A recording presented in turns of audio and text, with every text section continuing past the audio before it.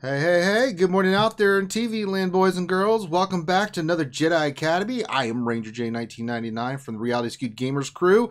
Welcome one and all to the Jedi Academy. What is the Jedi Academy, you're asking? Well, that is where we take the best and the brightest, and then we throw in me and Finn, and we have a show where it's all about questions and answers. This is a full Q&A show, all about our favorite game, Star Wars Galaxy of Heroes.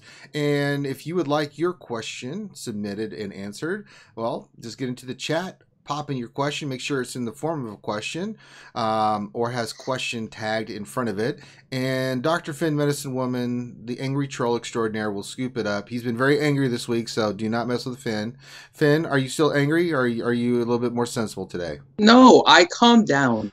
Are you sure? You've been saying you've been eating Twinkies and crap when you're not supposed to be, and I think it's messing your diet. That's my happy place. Not when you're dieting, fool. Well, it's even more a happy place when you're dieting. Listen, you're going to make me very angry, Finn, and I don't want to even start that way. But he will be scooping up your question. You're the angry one. I'm angry at you, not with the good peeps and friends here in the channel. You should have a Twinkie. It'll make you happy. I can't stand Twinkies. I think they're nasty. I've never liked Twinkies. I just can't eat it, that crap. That's why you're angry all the time. Yes, that's because of Twinkies, Finn. Jeez. And just for the folks to know out there, he is actually a medical doctor. I know. I thought the same thing. So let's introduce the panel. We got an awesome panel for you guys today. Cannot wait. And I'm sure you guys have a lot of questions because, man, have they been dropping bombs on us like crazy. So let's go through who we have. Of course, we've got the man himself, the one and only from Warrior Presents. Warrior, what's going on, partner? What's happening, you guys? I know, it's early. You're like me. You're like, caffeine now. I know. I'm like, my voice is so much deeper in the morning. It's like, hello. It's like you wake up, you have the demon voice, like, and the blood shall flow from the non-believers. But as I have coffee and talk, it starts to lighten up, and then I'm like this afterwards. Yay! Oh boy! Oh boy! Oh, another Jedi Academy! All right. Also joining us once again, I hope he's there, all the way from good old jolly old England. The northern part, Mr. Turbo. Turbo, are you there, buddy? Well, hello there. Hello there. Excuse the background noise. I know. Turbo is in the middle of trying to find a place to get his tire fixed, but he is still with us, and we appreciate that. Yeah, it's always a pleasure. Just back to what you said about Finn. Do you class a foot doctor as a real doctor over in America? Or? Yeah, he's a full medical doctor. Isn't that scary? No. He asked if a foot doctor. Oh, a foot doctor. No, I don't think he's a podiatrist. Podiatrist, man. It's a podiatrist. It is a doctor. I'm joking, but obviously when nobody gets the joke, it never goes down well, does it? But never mind. Yeah, there's one thing we don't joke around here about, Turbo, and that's foot doctors. So let's not go too far, okay? The other voice you heard there was, of course, from the RSG crew, the lightsaber builder extraordinaire himself, Sir Loki. What's going on, buddy? I know you're probably got demon voice right now. I do. I sound like a man now. That's right. I'm doing good, man. You sound like a man. Well, I mean, I didn't know that about you, Loki. I'm learning something new every day. Okay. Also join us from across the pond and our translator for Turbo, because he speaks that northern Cockney British stuff, so we needed a translator, and he's his own YouTuber, Mr. Mike Hunt. Good afternoon. Mm-hmm. Thank you for having me. We're glad to have you. We're glad to have you because I know Turbo is going to say something very profound and intelligent, and no one's going to understand it, and you will have to break it down for us. You really think he will? No. Indubitably. Indubitably, I will. All right, what did he just say? What? What? Yeah. What is this strange language? He said indubitably. I will. Lord. I speak Smartese as well. He said yes. Our next guest we want to introduce, we are super excited to have them on, and that is Mr. Sparrow from the Cantina Vizla podcast. What is going on, Sparrow? Good morning. Got coffee, got a history lesson from Warrior already, so yeah, we're ready to rock and roll. Well, we try to educate and entertain here. It's what we do. Now, you do not have the demon voice, so I don't know what time it is there, but man, we got to learn your trick because we're all like sitting here dying here in the U.S. Well, not Finity, but that's because he's a sugar junkie. And then last, of course, my young apprentice of the dark side, Darth Bella. Guten Tag, Darth Bella. Guten Tag, Ranger. Do it again. I told you to use your evil voice. I'm still working on my evil voice, you see? I told you if you want to be on the dark side, you need an evil voice. Evil voice. There you go. Okay, good. Okay, right. So she will be using her evil voice today for all answers to questions. I'm just throwing that out there. Ranger, I actually found an app where I can do Darth Vader voices. Oh. You must send so me that is very evil. That could be evil enough for you, shouldn't it? Yes, please send that to me. I will use that. Are you kidding me? Because like I do right now, Kylo Ren. Yeah, we get a Kylo Ren one too. That would be pimp. Anyway, let's start off. Get your questions in, guys. Finn is scooping them up, and we will start getting into those in a second. I wanted to throw this out to the panel because I have only peed in my pants on the live stream once. And that's because I was paid to. But I gotta say, this new raid with the Sith Triumvirate, I'm not gonna lie, guys, a little pee came out of me. And I just want to know how excited everybody else is for this damn new raid and all the changes. It's got to be good. Darkseid has been left alone for a good while, hasn't it? It's been the reign of the rebels, and it needs a freshen up. It's going to be great. And again, new raid. Yay! That fresh new raid smell is always good, isn't it? I know. The new raid smell is always good. Anybody else? I mean, excitement level for this? What's not to love? It's Darkseid, Sith, hopefully. Yeah, I'm looking forward to it. Lots of saber on bone and zapping and magic key stuff. Mm-hmm. We might even get Revan shards as the opposite to GK. You don't know. That's what I thought first, but I think Plagius. No, it's the wrong time. No. God damn it, Mike! No, that's the wrong timeline. You're a bad man. Go sit with Finn. Tweaky. I think that it's going to be. And this is just a throw out, I could be totally wrong, but I think that you're going to have to earn the Sith Triumvirate through beating them. And so, since we already have Darth Nihilus in the game, that's one of the tri group. So if you earn Scion shards and Traya shards from a store or one of the stores with special currency from that raid or whatever.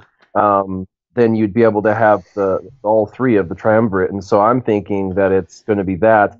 And I think they'll probably offer Darth Nihilus shards there as well, just because there will be some people that, Oh, of course. Get them on the farm on the hard note or whatever. It might be more difficult that way. But they're between Yoda and Wampa from the last, territory battle / wars thing. And so there's multiple characters to choose from. And so, and then I think with those characters, once you have them, you'll have the specific Sith that you'll have to get Revan when he comes into the game. That's just my. Well, do we think that the final reward for beating the raid might be someone special, like some people throwing it out there? Finn thought it was Darth Malgus. I thought it was Darth Malak. Revan's apprentice is to add to that whole team of new Sith from the Old Republic era. Do you think it's just going to be the Scion, shards for each?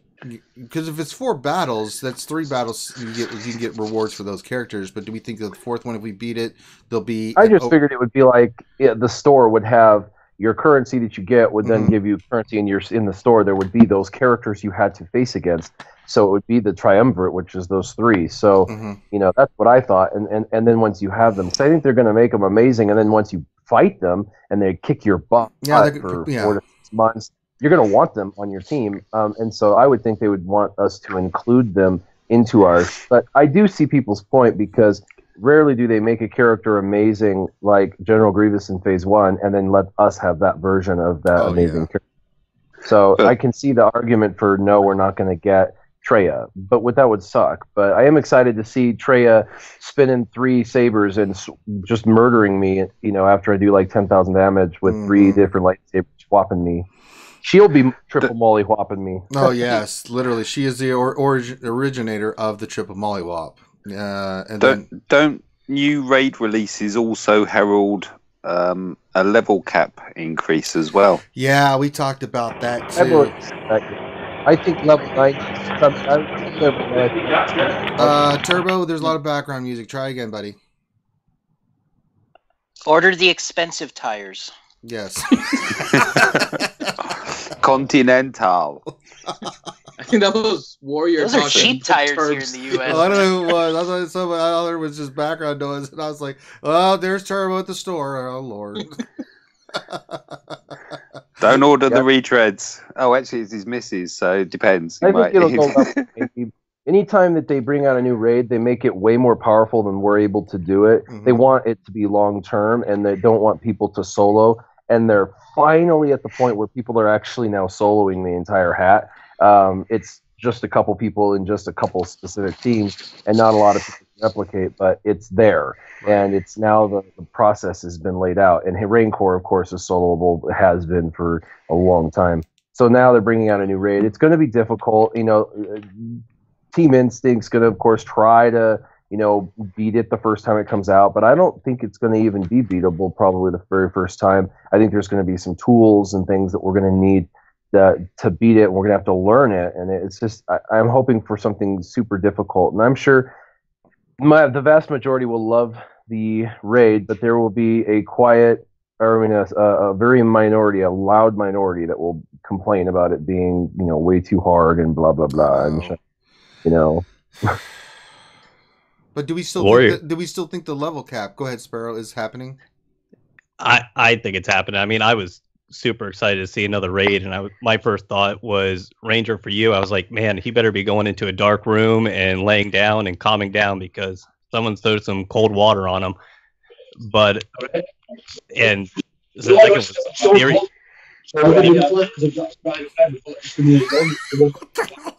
Now he's a robot. Listen to those negotiating skills. Yeah. Tell them to make sure they put enough pressure in the tires. Balance them while you're at it too. I know. Check the oil.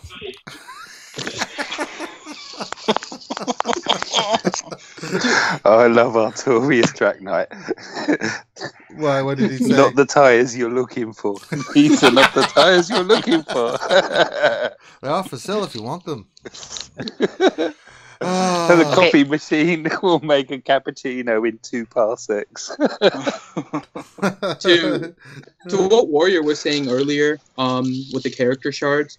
So I was of 2 train of thought, and maybe this is me being optimistic about this raid because I'm just kind of giddy a little bit with all of the new Sith stuff coming. So they are going to. I assume they're going to make Traya and Scion available to players in some way, to the point that Warrior was making, where once you face them and you see how awesome they are, you're just going to want them. You're getting the whole triumvirate. You already have one of them in your roster, in your collection, so you're hoping that the other 2 are going to drop. But the raids themselves don't usually give like the major focus as a reward. So you don't get the AAT, you don't get Rancor. Those are obviously big creatures, not necessarily just characters. So I was at least of the train of thought that you would get a Malik or a Malgus as like the raid rewards, but then in addition you would also get currency that you can buy Scion and Traya like you do Hermit Yoda and Wampa. So I'm kind of thinking maybe there's going to be a lot of Sith releases associated with this one raid, and that would make it more reasonable to be as difficult as I think we're all kind of suspecting it to be.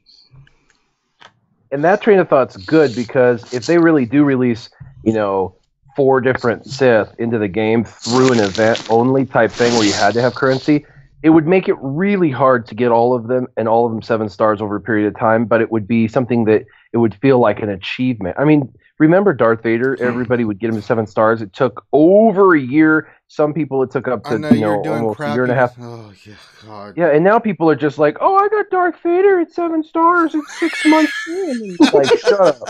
You know, it used to mean something. You get out of here with your stupid Vader. He's not a real Vader. But I think that achievement aspect of it people want back, you know, and I think that if they bring some of these really amazing characters like that, you know, you're onto something. I think there's a possibility that there's more than just one raid reward character, or just 2. Yeah, I think you'll be able to get shards in the raid, which is my thought, and then you'll be able to buy them too. But you'll have to be specific. Darth Bella. Yes, we're talking evil stuff. Darth Bella, please. Yes. We are all talking about character shards, but we also could win ship shards, right? Ooh. I didn't even think of that. Do we know what this new raid is like? I mean, it's not out of the... It's evil. Because we need more ships, not 20,000 more characters. Darth Bella, be careful here. We're talking about some of my favorite characters. I want them. I needs them. Yeah, but I wanted Revan like all you guys, and we got Marauder. I mean, that is it's like a kid that wants a dog and gets a turtle or something. He looks like Marauder Australian. Is he Australian? What are you talking about? Well, he tosses his saber and it comes back to him. I'm just thinking it's kind of like a boomerang, isn't it? Videos of the Old Republic. Is he going to pop up? G'day. Oi, go walkabout. Needs more garlic. Oh, awful. I apologize for all the streams out there listening to the to the stream. All right. Ships would be interesting too.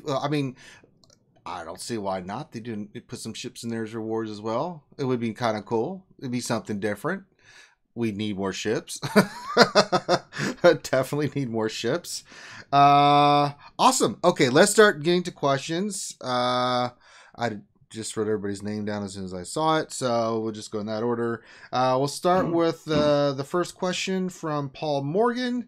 And let's see, we're going to start with the person named Warrior. Paul Morgan's question is, I have a 7-star level 85 Gear 9 Phoenix, but no Sabine. How do you defeat the military might event? Why can't we get that Palpatine? So that Palpatine is like the Rancor. It's an event unit, so it's built differently. It's the reason why it hits for 250,000 damage. So the key in winning that or beating that with a team that you're talking about is a stun / a taking away turn meter / stagger, and so Zeb is going to be critical. You got to make sure you're always using Zeb. So you're going to have to have a fast Zeb, and then he's going to have to hit, and then you're going to have to use someone's call to assist, which you have 2 of them, but use both of them probably to call Zeb again, and Zeb will if he's hit him once, the second time he'll stun them. So you got to get him. You got to get EP stunned, even if he's not, you don't have to worry about getting him under 100 or under 50% health or anything. Just stun him. Then just focus fire all those tanks, all the Royal Guards, kill them all. And once you have all the Royal Guards killed, then you can go back to EP. The issue with them is they're super, super durable, but there's not a lot of damage on the team except for a couple characters who can do some decent damage. So you're really going to have your Ezra smacking fools hard. Like, you got to really have him high. If you haven't put a Zeta on any other team, maybe Zeta Zeb or maybe Zeta Ezra. Those 2 guys are hitting for 60k when they're Zetaed. So they can really bring that level of damage you're needing to clear that out. But it's just about control. I think every battle with PvE is about control, and so if you can just control EP, get him stunned, so he's not sitting there hitting fools for 250k and wiping your team, you'll be fine. All right. Before we go to the next question, Ranger. Yes. We have another person that joined the call. We did. Who it is? Mr. Ramon Azar. Ramon, hey, Ramon from the Alliance. What's going on, Ramon? Not much. How you doing? Sorry to join late again. That's okay. Are you driving or are you actually settled somewhere? Well, right now I actually am driving, but I will be settled somewhere shortly. So I'll be able to sit down for the duration. Word. All right. So we got Ramon. Outstanding. So Ramon will be here. So I'll get this name in here. Part of the list. Okay. So you stand by, Ramon. I'll call you here in a minute, a couple minutes to get your question. So remember, guys, get your questions in. All right. Let's see. Next question. We'll go to the newbie, the new guy on the block here, Mr. Sparrow. And this question is from Pedro Khan. And the question is, I want to put the new Zeta on Vader's No Escape, but I keep hearing mixed reviews. Has anyone on the panel used Vader with his new Zeta, and what are your thoughts? All right, so the unique for Vader's, well, the Zeta on Vader's unique and everything. I mean, it's okay. The big thing about that unique is the actual 8 speed gain for everything, which doesn't even require the Zeta. It's all the speed boost and everything. That's the big thing. I mean, all you're getting with that Zeta is he's immune to turn meter reduction, which, I mean, it's great if you're going to be using him maybe in arena against the CLS team or in territory wars against the CLS team, but that's about it.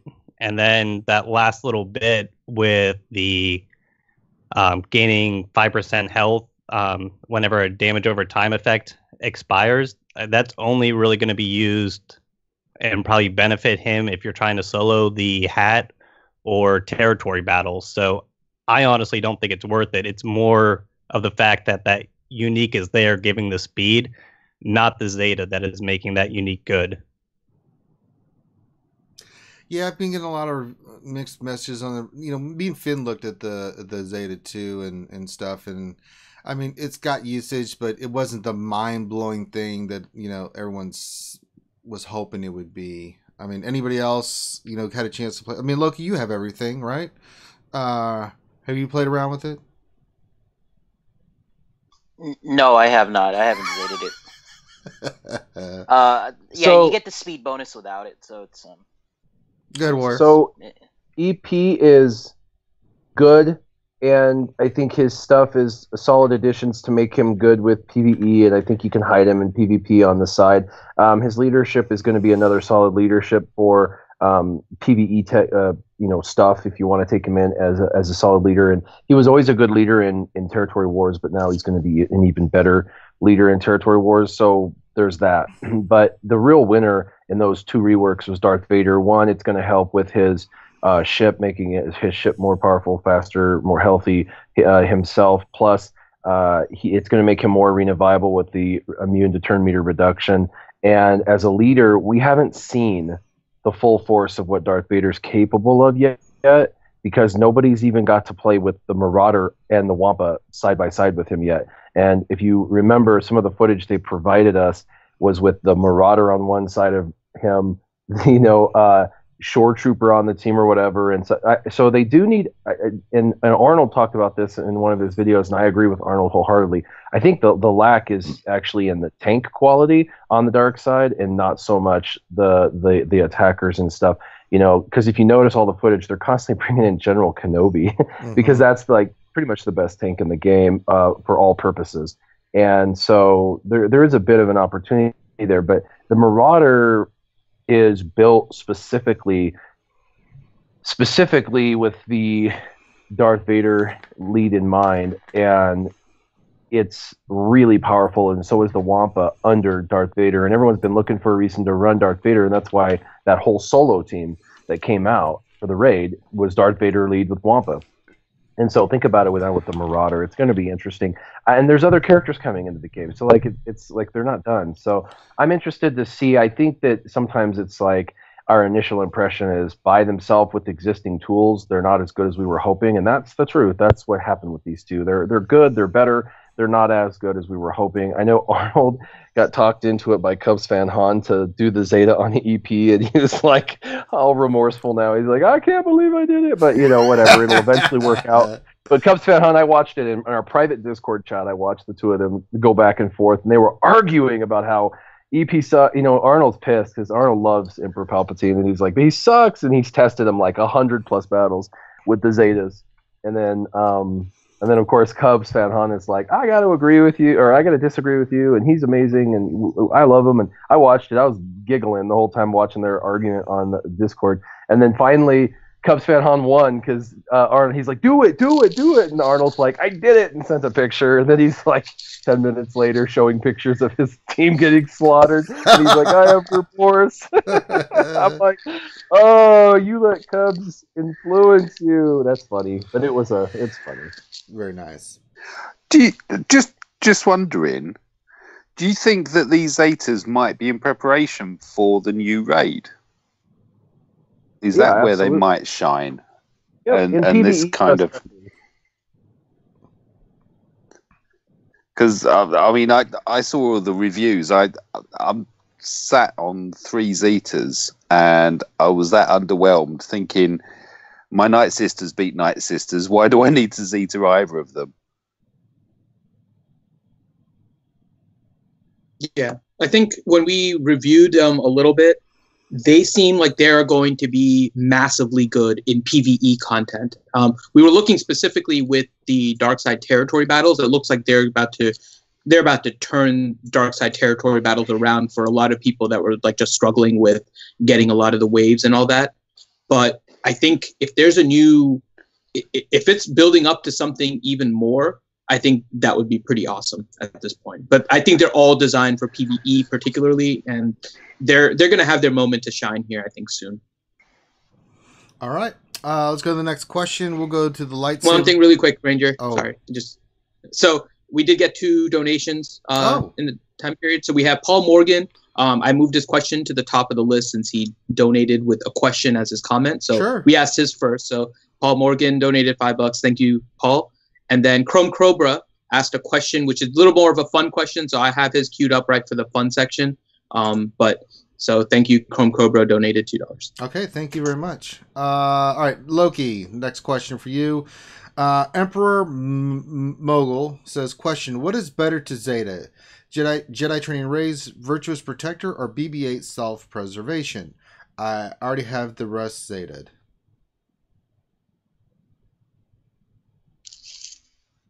I'm going to say the, what was it, the Virtuous Protector? Yeah.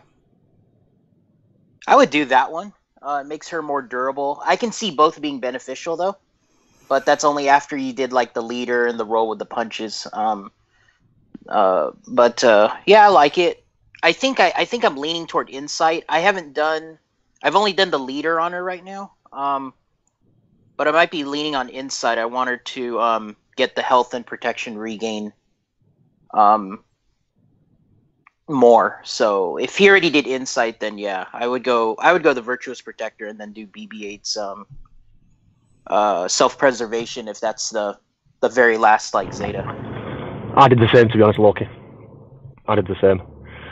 But yeah, there's a guy in my arena who's got all 3, and I've got to admit it is actually a really good Zeta, especially when JTR is fighting JTR on defense, because when the Zeta is actually, when she gains a debuff, she has a 40% chance to clear all the buffs. So when you're trying to do the Jedi mind trick on her, the amount of times that it doesn't stick and she gets no buffs, no debuffs is quite high, to be honest. So it is a good Zeta. But I'd still go with what Loki said first. It's the protection regains is invaluable. All right. Next question for you, Turbo, from Zeri SPC. And the question is, I'm currently working on my Imperial Trooper team. Should I run Veer's lead with Shore Trooper, Snow Trooper, Death Trooper, and Starck? Or use a Director Krennic lead and remove Starck?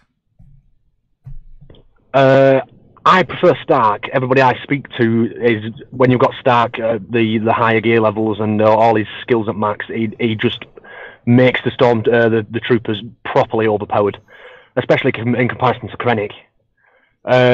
And again, I'd drop Death Trooper, to be honest. Especially if you're talking Territory Wars, I'd use Death Trooper with Krennic in maybe a Thrawn team. I agree.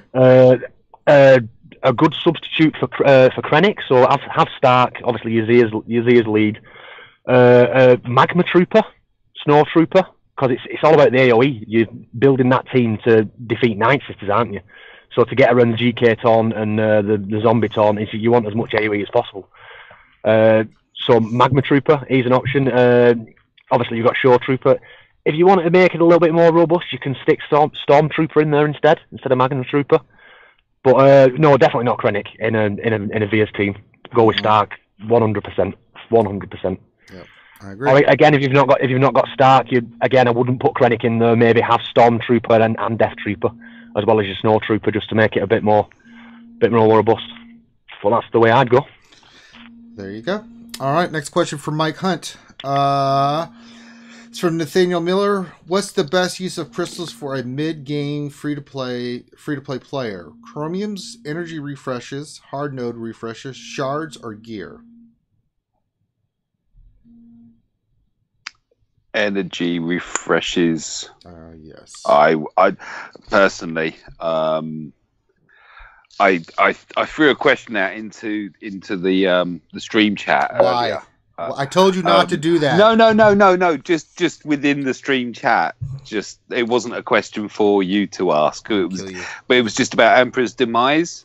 That's one of the few places where, to me, bang for buck, it was worth doing the 600 refresh, because effectively you're getting over 6,000 crystals worth of mods. Whichever way it was, even if you got 2 purples, I mean, purples are over 3,000 crystals, aren't they? So, but other than that, no, energy refreshes, do the nodes. For every guild leader in the land, or in the universe galaxy, that's where they would also go, because if you're spending it on energy, you're using the energy, and you're doing your 600s. Yeah, do those 600s. After our reset every day, I do about 300 energy. I'll usually pick characters, hard nodes, right? Do that. Then after the reset of everything, I do 300 for the Cantina, because I'm finishing Sith Trooper right now. I only got like 2 or 3 characters left for Cantina to farm. I camp on the dark side 8th tier, the Jedi Consular node. Because you get in the ship shards, which just yield a bit more in the shard shop conversion. Well, yeah, you can do that if you don't have anything to farm, because a lot of people have hard nodes to do. Depending where you farm it, But that one for me is a great one, because it gives me the Mark III cuff and also the Mark IV, whatever it is that goes with it. The thingy, the Mark IV like thingy. The laptop? Like the laptop you're talking about. No, it's not the laptop. It's the it's not the Mark cheddar. IV cut. It's the cheddar. The Mark IV cheddar. Yeah. The cheddar comlink? I hate that thing, man. It's horrible. Comlink's the worst. I know, but that node gives you ship shards, cuffs, and a chance for that cheddar comlink thing as well. I love that node. It's interesting. The only hard nodes I'm doing now are for ships. And I cannot get a damn Millennium Falcon to drop if I beg for it. It is ridiculous. God. I think you need to sacrifice something. I don't know. I'm going to have to speak to my Lord and Savior, Revan. I reckon you should lure some Ewoks in and make an offering that's a good to idea. the RNG gods. Yes. We must make a sacrifice. Do I need to start running now? No, Finn, we're not going to burn you, just your critters. Jeez. We need you. You have value. Let's see here. Next question for Darth Bella, my young apprentice. This is from our friend KP67's Darth Bella. And the question is, since raids usually include new raid gear, do you think we'll be getting more Armatech gear or possibly a Gear 13 already?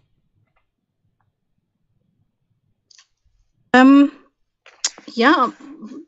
I thought in one of the last Jedi Academies we talked about Gear 13, and the argument was that we don't have Gear 13 mentioned even. It's Gear 12 to Gear 12 when you put some pieces of Gear 12 on, right? Mm-hmm. So, of course they can change that, but I don't know. I mean, there's other things that are still missing in the game, right? I think we probably will get Gear 12, more Gear 12 gear. How many times did I say gear now? I'm confused already. Yeah, I'm not sure. Gear 13 would be would be a big step, and maybe they have a level upgrade before that. Yeah, and still we are missing so many things in ships as well, like the ship hardware. We don't have any clue why they don't work on the ship hardware right now. Mm-hmm. I mean, it's in place, but it's a placeholder for since ships started. I mean, that's how long ago? That's 1 year and maybe 2 or 3 months, right? I've been tracking it, but I know you have. Yeah, I did. So, what could we have as a new price? That was a question, right? Yeah. Do you think we'll go to Gear 13 as rewards? Boy, I don't know. Especially if you think about it, if they go level 90, maybe they do the other part of Gear 12. You can't go to 13. I don't know. I mean, that's quite a lot. They could open the other side, but yeah. They'll probably have like 4 new pieces of Gear 12 that drop that you can buy only from the currency from the new raid, but they'll only fulfill 2 slots of the 6 slots. They won't go to Gear 13. They'll just allow 5 out of 6 slots to be utilized. So they'll try and do a rebalance of any character. So if there's some characters that need a little more of this or that, they'll probably have some new pieces. But level 90's coming. I don't care what anyone said. Yeah, it's coming. It's happening. I think we are all in agreement on that one. I've already been told by the devs that they're like, because I asked them, what's in-game? Like, what is actual very end in-game look like for like forever? And they said they believed it to be Gear 12, like we're at, with level 100. Well, we're only at 85. So, I mean, they've got 3 more progressions on level ups. So level 90 makes sense. And they wanted to divide out the gearing and the leveling from each other so they could spread them out, because together it's so overwhelming to the players. So they did that. And so now the next progression, since we had just had Gear 12, is to now bring out that level 90. Hoard your credits. Because you're going to need a ton. Oh, my God. So Warrior, with that, on how you're saying about, I agree. I think the raid is going to give us that level increase of 90. But to me, and how you were talking about the raid being difficult and being geared or being balanced, so we have to go through and have to have that progression to finish it. What if we don't get any gear as far as drops? What if the new raid is where they drop 6 and 7 dot mods? So you have to do the level increase. How dare you, sir? Get mods. So level 6 and 7 dot mods are coming, but they're just like the level cap increase. They want to spread this stuff out. And so I can see a massive update that includes a lot of crazy stuff that's going to just blow the community away for at least a couple of days because the community's fickle. But I can see them, probably at the end of this month when we're on our trip. And I'm just guessing here. I have no idea what's on the trip. I can guess it's for the Sith raid and capturing that, but I think there's a lot more to it. I know a lot of the game changers are saying, I think this is it. I think we're going just to capture the Sith raid, and I think there's so much more. I think they're going to have something with ships. I think it's going to do with the hardware, because the hardware is a piece of ships that it's frustrating for people because it's there, but they don't have it. And I think it could make a ship better than the same ship as long as it was attained. So the new raid could give you ship hardware as a reward that you can only get from this raid. So it's going to require in-game progression to get these pieces for your ships to then allow you to be better than your leaderboard. Because right now, I can be beat by anybody. I wake up in the 20 on my ship chart, and I've got everything maxed. Yeah, it doesn't matter. Maxed. There's not a Gear 12 piece I can put on anybody on my team to make them better. Like, I have a literal maxed out team. I'm like, depending on what ships I use, I'm between 460 and 500,000. And I still get beat by everybody and get pushed down into the 20s just in like an 8-hour period of time while I'm sleeping. So it's frustrating because you can't, there's just, anyway. So I think their level 90 is going to happen. I think level 6 mods are going to become a thing. I actually believe when level 90 cap increase occurs, they'll probably want to add another level to the mod challenges for each tier of the mod challenge. So every mod challenge, like tenacity and potency, will have another tier opened up and that tier will only be available if you're like level 85 or higher kind of thing. And have the you'll have to have them all. So I think it's going to be this robust, like, now there's this you can earn, and now there's level 90, and now we're doing 6-dot mods, and I think it's going to be a ton, and it's going to be kind of exciting but overwhelming. But I think that they have to kind of roll these things out. And anytime, well, this is the thing, I get a weekly call with one of the guys. He works with the team. Obviously, he's not a developer, but he works with the developers, and he's kind of our liaison. And we ask him questions all the time, like, when's this happening? When's that happening? And he's always just full of good answers, like, I don't know. And so, and so, yeah, he's working on that. I know Rimon's on the call. He knows exactly what I'm saying. And so what happens is, like I said, this was a couple weeks ago, I said, so when are the First Order becoming farmable? Like, I want to know, because I've been working on Kylo Ren and his ship, and I want to know when they're farmable, when they drop in farmable, when they drop in farmable. He's like, I have no idea. So I went ahead and finished them with crystals in shipments, and then the very next day he became farmable. And I'm just like, the guy couldn't tell me tomorrow it's becoming farmable. Like, he had to hold that from me. And then this last week I said, I know the in-game people would really, really like if we could get those packs back, the packs that do the Mark IIIs and the Omegas, like, bring those back for even 3 days, just bring them back. And he's like, I don't know, when you visit at the end of the month, you can talk to the team and tell them your opinion, but, I have no idea. And the very next day they drop that pack. I'm like, are you kidding me? Like, you can't communicate these, like, basic things that I'm like, obviously this is simple stuff. I'm not going to talk. I'm under NDA, but so anyway, I sense a pattern. I don't think he knows. I don't think he knows. Right. I don't think he knows all the time. To be honest with you, I think he finds out the information like we do sometimes.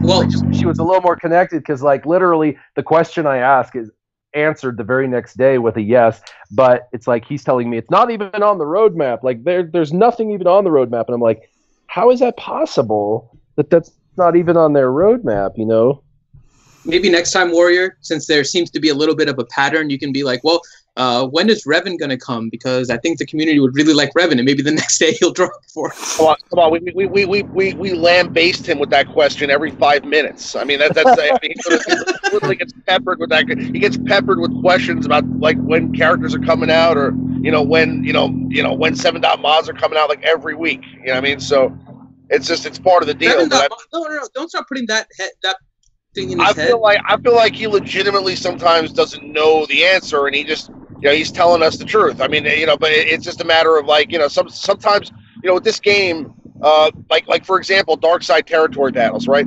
Dark Side Territory Battles was supposed to come out, like, at the end of December, okay?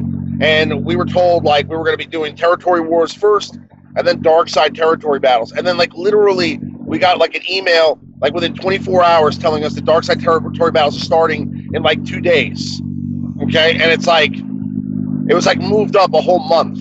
I mean, so stuff in this game is very, like, fluid, and it can, what they're thinking might be released 3 months from now, and could end up coming out tonight, and we don't even know about it. Well, Dark Side Territory Battles looked like it got pushed up a month early. It did. We were all shocked when that bad boy dropped, literally. All right, next question. I'm just talking about a level 90 increase, though. I was just going to say, it would be really cool to see them add Zetas to the mod challenge, if that ever happens. Please, God. Kind of like maybe they do with Omegas now, where, like, periodically you get one here and there, Oh, that'd be so lovely. All right, next question for you, Remon, since we got you here. Sith Lord wants to know, question: what if we destroy the Star Forge for the raid? I love this question. What do you think, Remon? Well, I mean, that would be sick. Do I think that's going to happen? No. I think. Yeah, I don't think from looking at that image, it looks like you go, like, to Korriban or something, and you fight these ancient Sith or something. You go to Malachor. It's actually in the notes. It'll be on Malachor. Is it on Malachor? I must have missed that part. Is it on Malachor? Yeah, it's on Malachor. Oh, okay. Yeah, so that makes sense because Malachor that was 5. The big. Yeah, that was the big, and it was shown in Rebels too, the aftermath. But yeah, that was a big spoiler if you don't know. Something. I'll just say this: something really bad happens there. You could see in the episode. I mean, there were remnants of like the war and all that stuff. So I mean, like obviously, they just changed some of the players in the game. I mean, so basically, instead of the Mandalorians, they just made it the Jedi versus Sith, basically. Yeah. And that's fine. I mean, listen, I at least like that they're taking some from the universe. Hopefully do that. I think that yes. I mean, could we see something with Star Force eventually? Maybe, because you're breaking up there, Riemann. Mike, translate it. He said yes.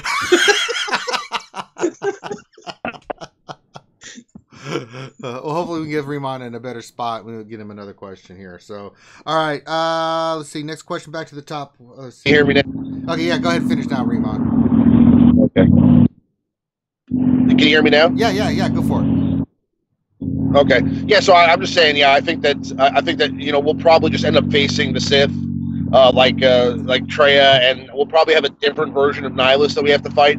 And they're kind of like General Grievous in the AAT right now. It'll be like a different version of Nihilus that's more tuned for the raid, and we'll see how it goes. I think it'll be really cool. I think the final battle will be against like Darth Traya, and maybe she'll like have her lightsaber spinning around, and I imagine there'll probably be maybe some Sith assassins and some Sith marauders out there too to battle on the side as like side opponents, but I think it'll be something like that, and it'll be more of a character-based raid than it is a monster or a machine like we have seen in the past. Yeah, I'm super stoked for it. Great point.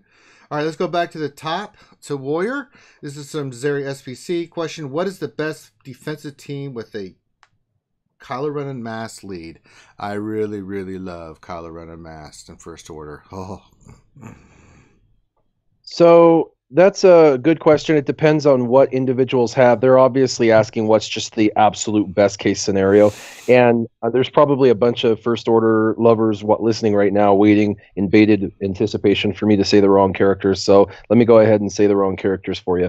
Kylo Ren Unmasked is unequivocally the best First Order leader for PvP, in my opinion. Yep. And then, of course, in my opinion, the First Order Stormtrooper has to be on there. Yes. Not only with the countering and calling assist and giving people advantage and 100% damage with other First Order characters. So you got your two tanks, and then it's a matter of who else do you want to bring. If Warrior, do you think you need a Zeta for First Order Stormtrooper? Yes. Okay, just throwing that out there. Yeah, of course. Why wouldn't you? And so there's your two tanks, and there's kind of your two must-haves.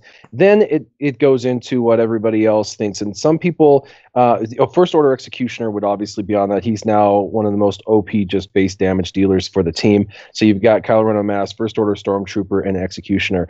And then it comes down to First Order TIE Pilot, First Order Officer, and Kylo Ren, the OG Kylo Ren. Which of those three would you want to put in those two slots? There's really good arguments for the First Order Officer because he's kind of the engine behind the team. And so I would say for PvP, you're going to put in the First Order Officer. For that last slot, you're either doing Kylo Ren, OG Kylo Ren, or First Order TIE Pilot.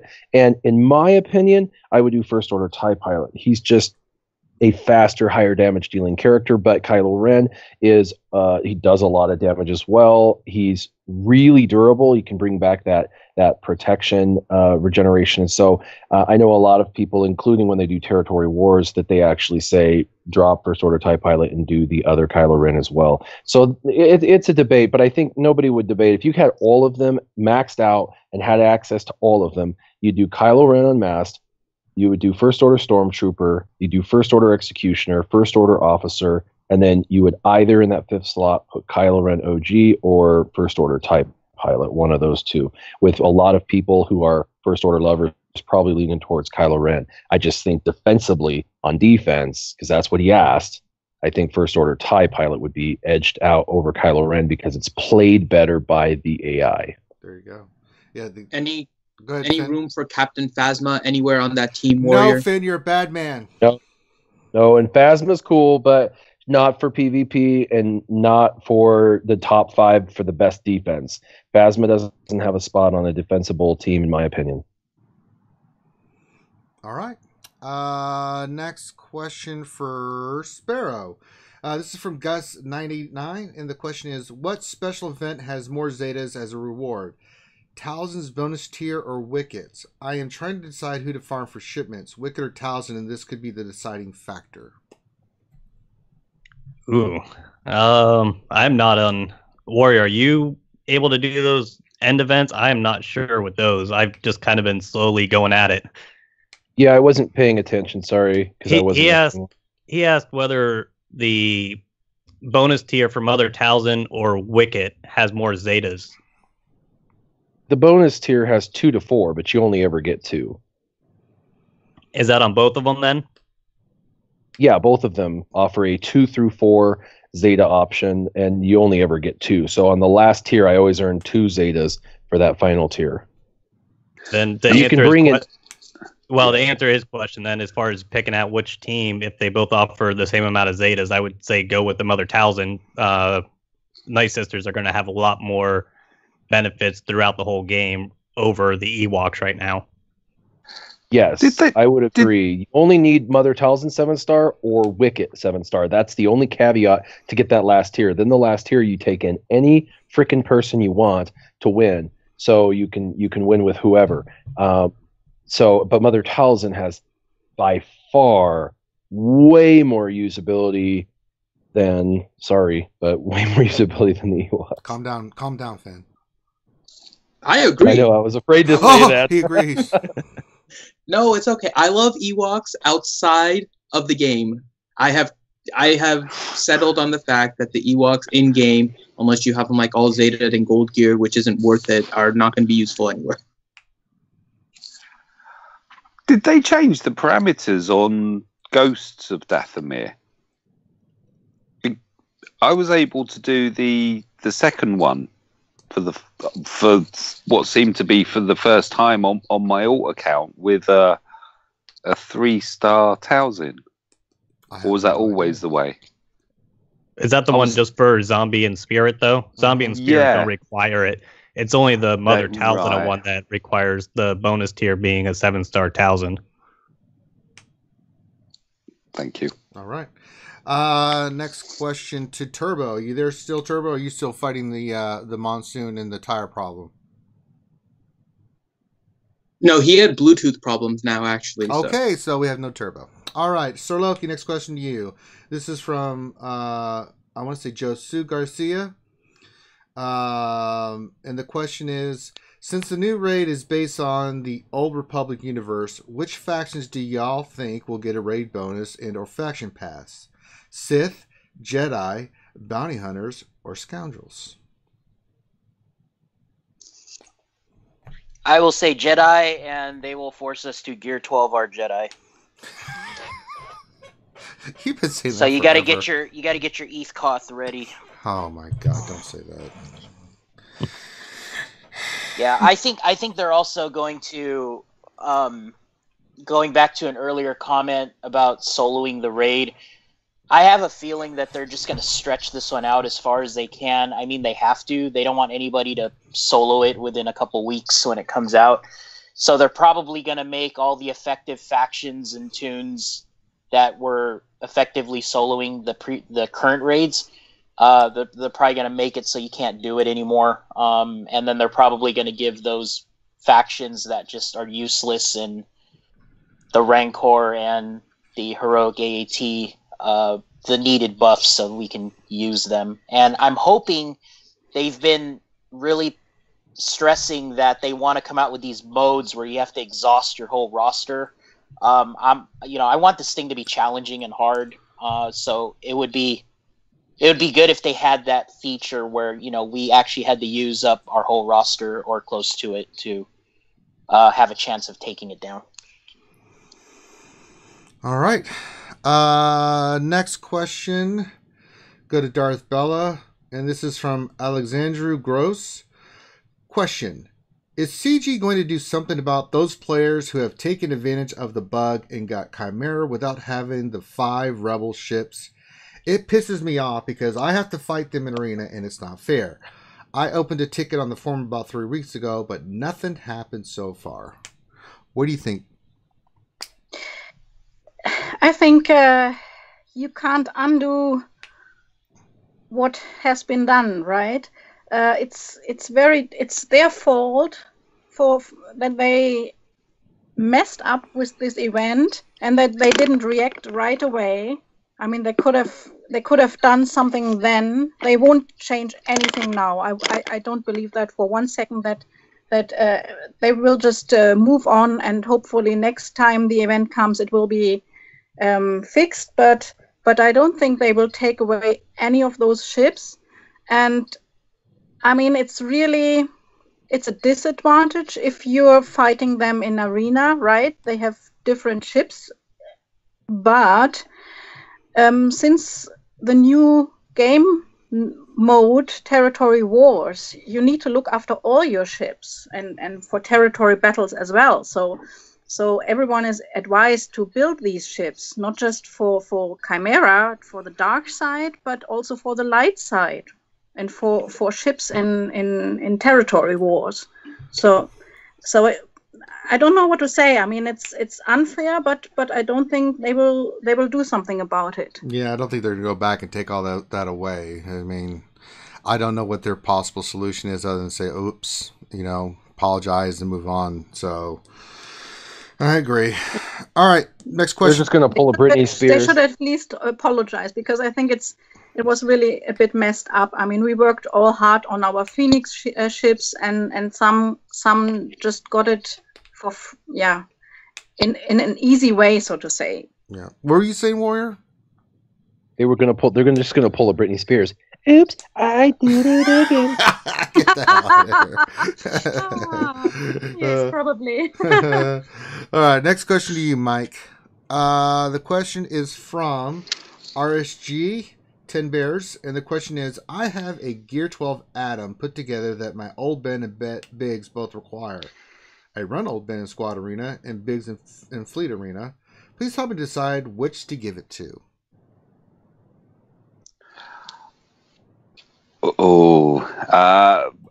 Personally, I'm really focused on all crew members at the moment. I've been trying to gear them up as high as possible, and including Gear 12 pieces. Biggs is a mainstay in Fleet, whereas Arena,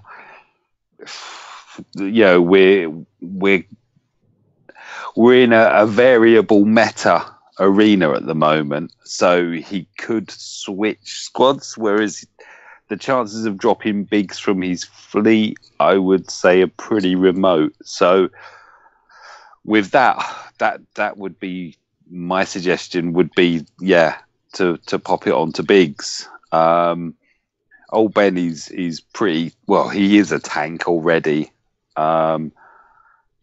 Biggs, I think, and he'll get the advantage on the ship and additional galactic power for going that route. That would be my suggestion. All right. Next question for Riemann. You there, buddy?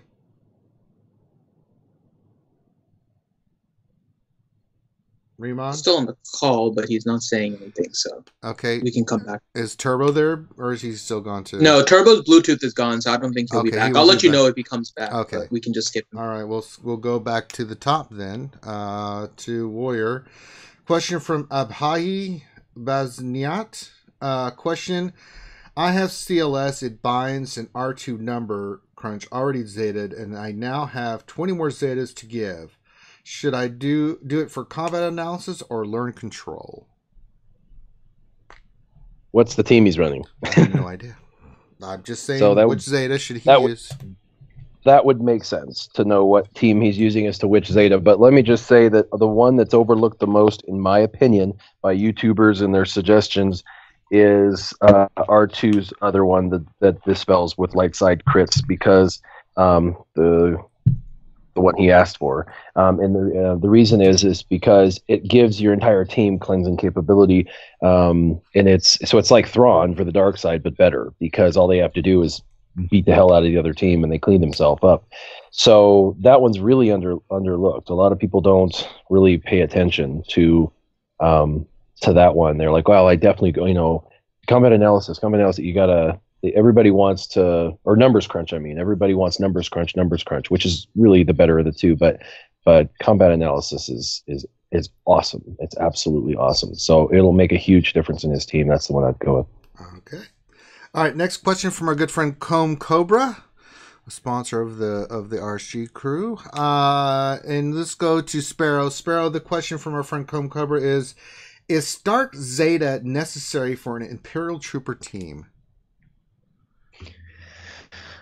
Well, it's going to depend. If you're running him in arena, is going to be one thing. I mean, trying to remember what Starck's Zeta actually does, because I have him and I run him as far as going through. I can tell you he's not needed if you're just trying to take out a Nightsister team. The Zeta is not needed at all. Let's see. Goes through and removes protection, 1% turn meter from all enemies for each active Empire. Yeah, I don't really see it actually being needed. I mean, Starck being in there is mainly just to actually boost the damage on the troopers and just kind of blast through everybody. Yeah, I don't think it's needed. That's just for his durability in territory battles. Yeah, I haven't. When I've been running him in territory battles, I mean, the troopers hit so hard, I really haven't had any problems keeping him alive at all. They just mow everybody over so quickly that he doesn't even really get damaged. So it might come into a factor with the new raid and everything, if things get tuned a little bit differently. But as of right now, I do not see it being needed. All right. Next question for Sir Loki. Mr. Ramon Azab is back if you want to. Oh, Ramon, you're back?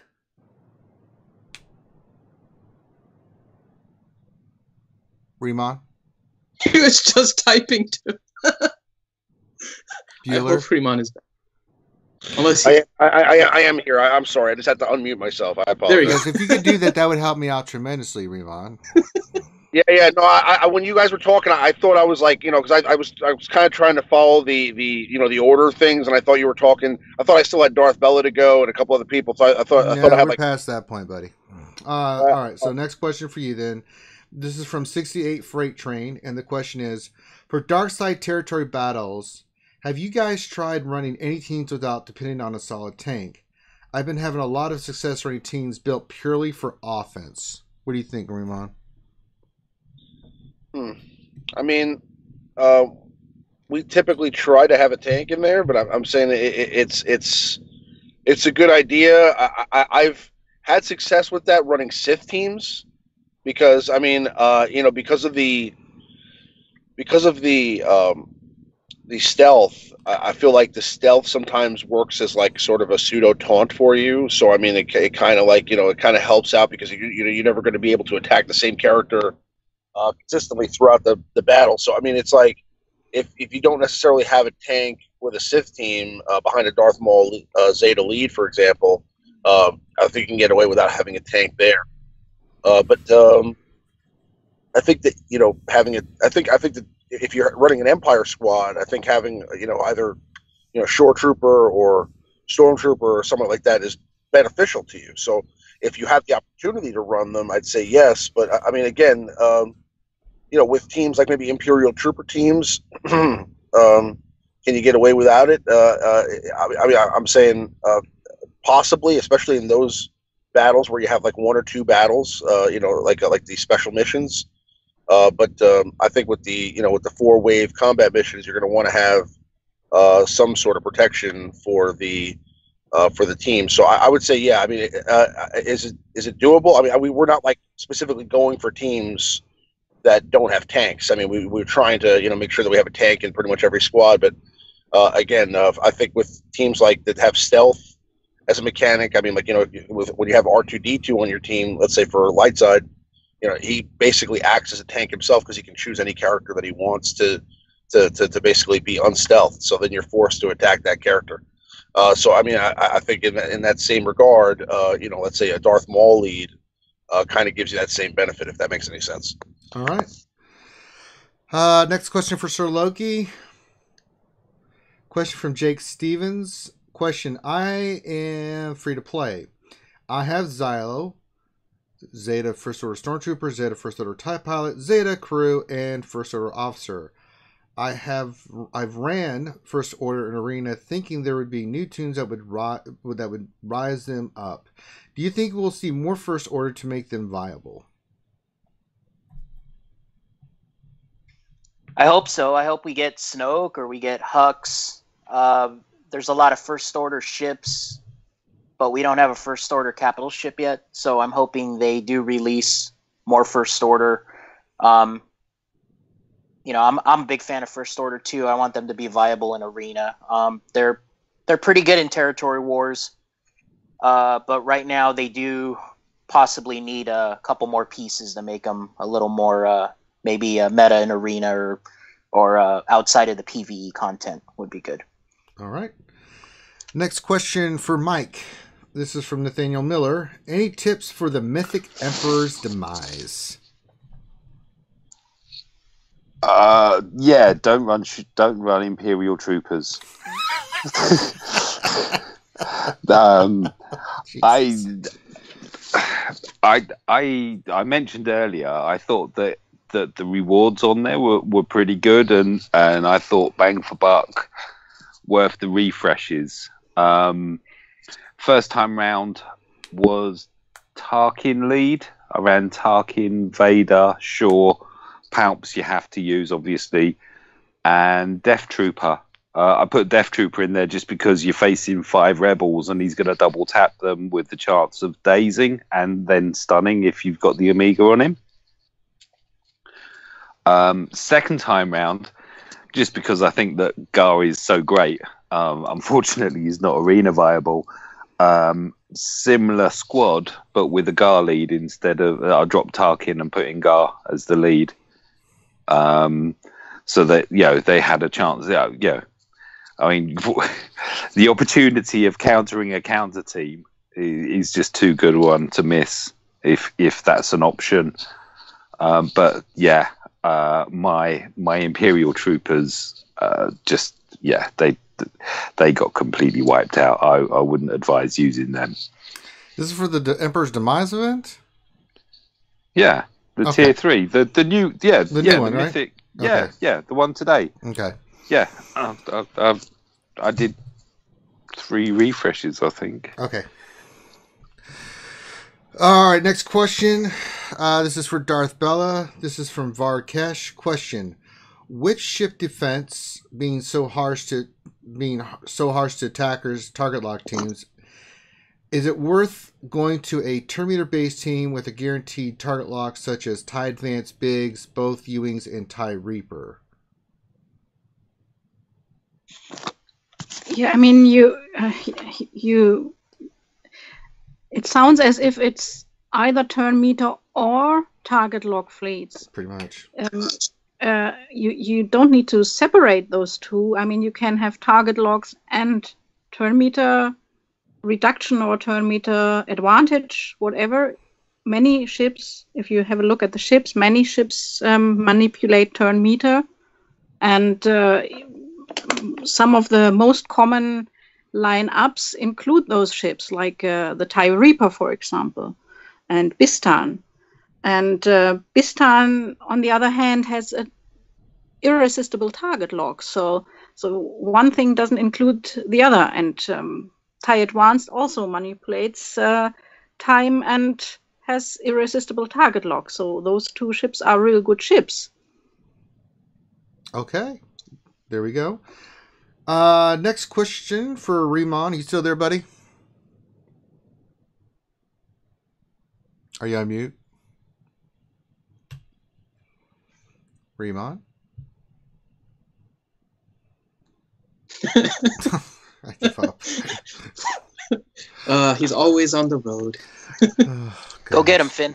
Yeah. He's on mute. He must be. I miss New York. Mm-hmm. I would go and get him if I could. Jeez. All right, next question. This one's specifically for you, Warrior, and this is from Timmy Ratio. Question for Warrior: Zeta Thrawn, Zeta Palp, or Zeta Vader lead? Which is the best for Arena? Squad being Vader, Thrawn, Emperor Palpatine, General Kenobi, and Short / Nihilus. Vader is the best arena lead in my opinion right now. All right. Thrawn's good. Don't get me wrong. Before this rework, I would have said Thrawn all day because neither Darth Vader nor Emperor Palpatine would have been a arena worthy enough to put them in the top 3. But so Thrawn would have been that. But I think with the reworks and speed and all the other synergies with new characters such as Wampa and things like that, the potential for being better is definitely leaning towards Darth Vader right now. All right. Next question for our friend Sparrow. This is from Aaron Robertson. Thoughts on TIE Silencer and Fleet, or as Cubs likes to call it, Slicer. TIE Slicer, man. I mean, it seems like a good ship especially as a reinforcement, just to put it in and do kind of a big damage and everything real quick.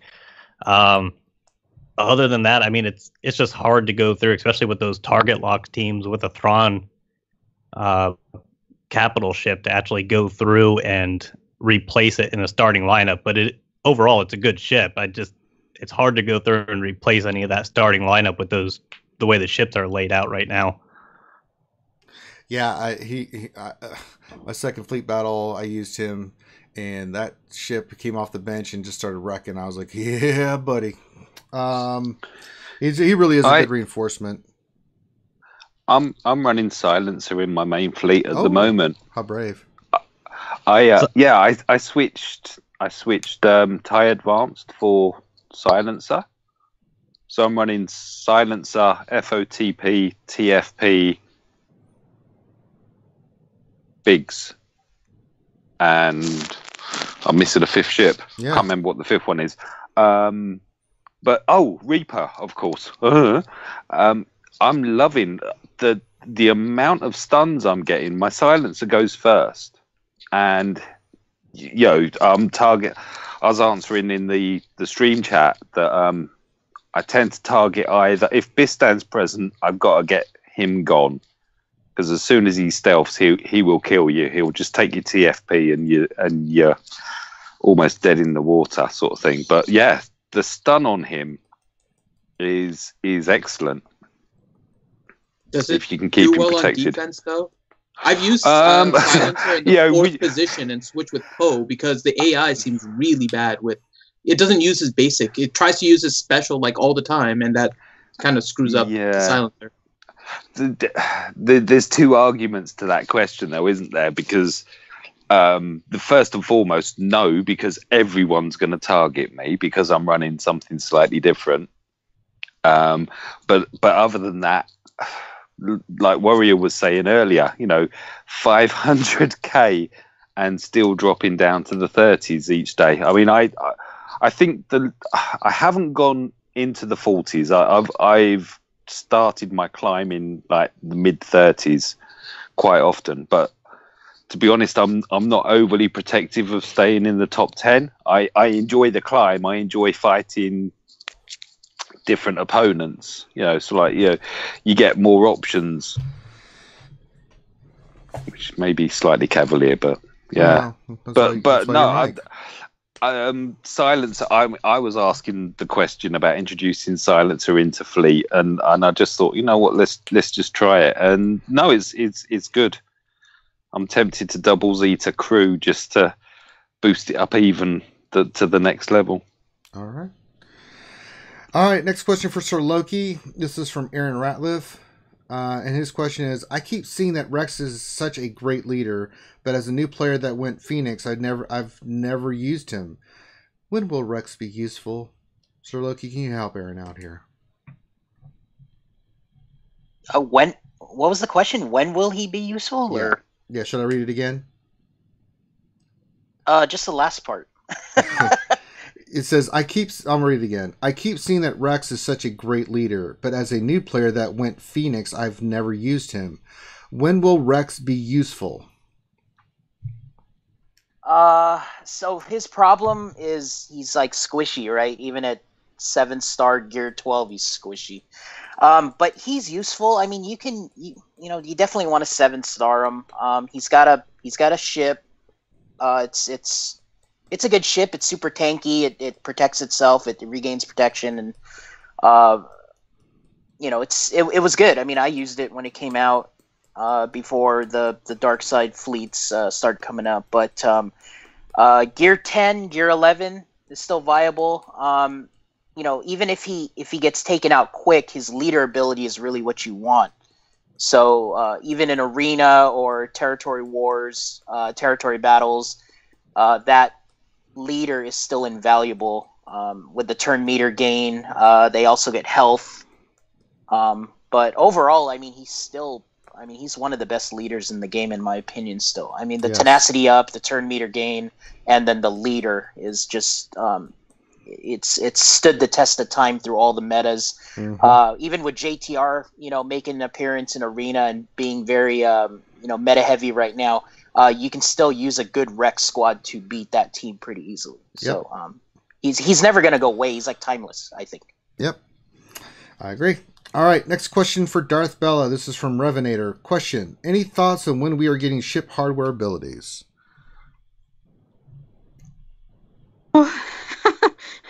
Oh, I can just laugh about that question because I don't know. I mean, we already talked about it before. It's November 1916, I think it was. Ships were new, and we already saw the hardware spots in place, and since then we waited for it. So I have no idea. Also, ship Omegas are missing, and we get new ships. I mean, we got some new stuff, but we don't get like the next level there. So I have absolutely no idea. Yeah, your guess is as good as ours. So hopefully soon, maybe. Yeah, well, yes. But we've been discussing this like forever. I don't know, 50 times. I don't know. And so I don't know what to say. I mean, it's they're obviously working on something else at the moment. Yeah, it is what it is. All right, next question, Warrior. This is from our friend Agnati. Question: what is the? Let's see. I missed it here. Hold on. Wait. Where'd it go? Finn, why did you did one question here, number 21. Was that retracted, or why am I not reading that? Oh, no, sorry. I accidentally scratched that. Yeah, I thought so. You're a bad man, Finn. Sorry. All right, question for you, Warrior. Dialer's Twilight Tactics. Question: Sith Marauder? Question mark. Well out and by? Yes or no? If yes, which team would you run him with? If no, why not? Oh, well, it's tough because, okay, so if this is a double-edged sword for me. If I say whale out and get him, and then you do that, I'm going to have 800 people saying Warrior's terrible human being. He's a sellout for EA. Well, we know that already. So that's and the guy, right? And the guy sucks. So, you know, and then if I say don't get him because nobody needs to spend money in the game, kind of thing, and then I got the other side of people saying, oh, he's just trying to keep him for himself and he doesn't want anyone to have a good team. So let's just say this: if you're a whale and you're going to whale out on stuff, why not? If you want to run Empire and you want to make them more viable, I would run a Darth Vader lead. You don't even need Darth Vader's Zeta, but if you want to do it for ships and do it for arena. Get his unique Zeta, and have Wampa on one side and have Marauder on the other as your 2 damage dealers, and then behind for durability have Thrawn and Shore Trooper. That team right there will kill anything all day, every day with no problems. On defense, it will get beat, and you will fall, and it will be about as defensible as a CLS-led Rebel team as far as comparison. So right now, if you're running CLS, the old school Rebels meta from 2 metas ago, that's still meta for the top 100, it's going to be about as durable as that team. So that's solid. That's the best Empire's ever really had for defense, and that will be the most defensible team in my opinion. That'll be the team that I'll probably end up trying to run a little bit here and there just for fun when I'm climbing and things like that. So, but the Zeta is not necessary. But I would say that Wampa is really necessary for a bunch of reasons. So hear me out, because I know a lot of people are like, Wampa, nobody can get Wampa. Well, everybody can get Wampa. If you're in a team with more than 24 participants, you should be able to get the currency and be able to purchase him out. Wampa hits through foresight. So he is the amazing, awesome anti-Jedi training Rey character. And I actually have a video coming out this weekend for that. I put it up on YouTube a week ago, but it's been too busy to launch it publicly since I've had all the other videos on Sith. But he hits through foresight, so he's totally anti resistance right now. He's also does double damage against, like 100% offense on against rebels. So like he's totally anti rebel teams, and those are the two main meta teams that are out there. So Wampa's really necessary, and when he hits, and they have expose, it's going to end up stunning that team. So I would actually suggest, if you can't get Marauder and you're not going to wail out on Marauder, you could put in Darth Sidious, and he's got that AoE expose, and then Wampa's going to follow up, make him the second guy to go. He'll follow up with an instant stun. All right. So if you don't want to wail out, go Sidious. If you want to wail out, go Marauder and do that team I just talked about, and you'll have a lot of fun in Arena. Very nice. All right, next question. You know what? I want to give Finn a question because Finn is a bad man, and I like doing this. Finn, I've got a question for you, buddy. This is from our good friend Agnani. Question: What is the best team to defeat Nightsisters with General Kenobi? All right, so I know you love Nightsister questions. That's why I saved this one specifically for you to answer. So I've seen a few different teams, and then I'll tell you the one that I've run. CLS can still beat Nightsister teams. So the Titan team can still kind of go up against it and be able to win pretty reliably. The other one, which is the most common one I think people are working on right now, are the Imperial Troopers. Me personally, I don't have the Imperial Troopers yet, and my Titan team is okay, but the team that I usually run is my GK Barris. And my solution to the Nightsisters was to actually put Barris in lead. So I run a Barris lead with the Kenobi, and then I have 4 characters that I kind of switch around for the remaining 3 spots. It's CLS, Thrawn, Nihilus, and actually Asajj Ventress. And while the Annihilate doesn't work on Zombie, the Annihilate can work on Asajj Ventress. And then Ventress is never called up to assist again. She can't stun. She can't do anything if you annihilate her. And Daka and Mother Talzin just start using their abilities kind of stupidly without Asajj Ventress there.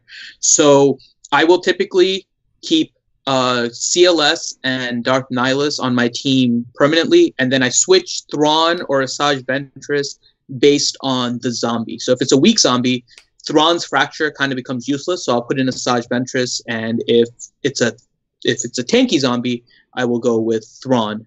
And so those are 3 solutions to the Nightsister team, and they can all pretty much beat Nightsisters reliably. It's pretty much just Jedi Rey, I think, that has the hardest time. Not that it can't beat it. I've seen Jedi Rey teams beat Nightsisters. They just don't have as much of a success rate as the other ones. So that's why Nightsisters you'll see kind of popping up a little bit more, but they can be beaten by some of the common compositions still. All right. And I think the last question we're going to give to our first-time guest, and this is from one of the RSG crew, the lovely Tits McVenom, and we're going to go to Sparrow. And Sparrow, her question is, what is your optimal ship lineup under Executrix? I'm having trouble with all the Chimeras in my shard.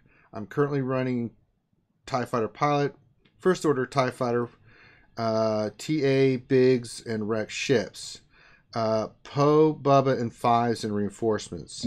I change around the reinforcement order. So what do you think is the best? What can you do here for our good friend Tits there, Sparrow? And in Skype, by the way, Sparrow, I put a link to her GG page and her ships if you want to see the ships as well. Yeah, I'll do that real quick here.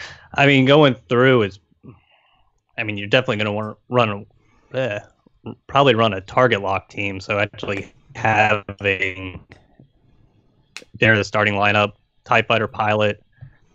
I like running the Umbaran. I mean, she doesn't really have that geared up right now. I like doing that because I can go through and put that and then put Scimitar as a reinforcement to force that taunt. So I would run Biggs, definitely in the lead there, or in the starting lineup with Slave One. TIE Advance, TIE Fighter Pilot, and trying to see here. Might actually even put trying to look for other target lock ships or anything here. Actually going through and putting, say, Jedi Counselors, Starfighter in there actually wouldn't be bad with the assist and the heal, and then actually having like Poe, Wedge, and some of these other ships in reinforcements where you can bring him in off the bench and just use one big hit and actually clear off the opposing team's ships. I was going to say Bella might have a little bit better of an idea than I am. I go through and, I mean, I run ships just enough to get right around top 20 to get some crystals, but that's about it. Tell Bella you auto ships. You should tell her that right now. Yeah, do you auto ships? How dare you? I cannot auto ships because everybody's so close. If I auto ships, I end up going through and just wasting all my battles. So I go through and battle them out. But Teach should work on her scimitar. Yes. It's not well built up, and I've seen your mole needs some love as well. Yeah, Tits. Fix Maul. Fix Maul. Because he's really good as first reinforcement. Yeah, Keeps your fleet alive. Yeah, he really is. Missing some ships here. T, we're going to have to work on your stuff offline. I think it's time for another You, Me, and Grande session. The last one was hilarious. So funny. All right. Not today. Today's her birthday. She yes, today is Grande looking at her happy birthday to Tits. Happy birthday. We will be doing the special Tits birthday stream tonight, so that'll be awesome. It's ladies' night, and me. And then, also it's Nukin's birthday. So happy birthday, Nukin. I forgot about that. Happy birthday, Nukin. Also, it's Crazy Excuses' birthday this weekend as well. This is her birthday weekend. So got some February B-days out there.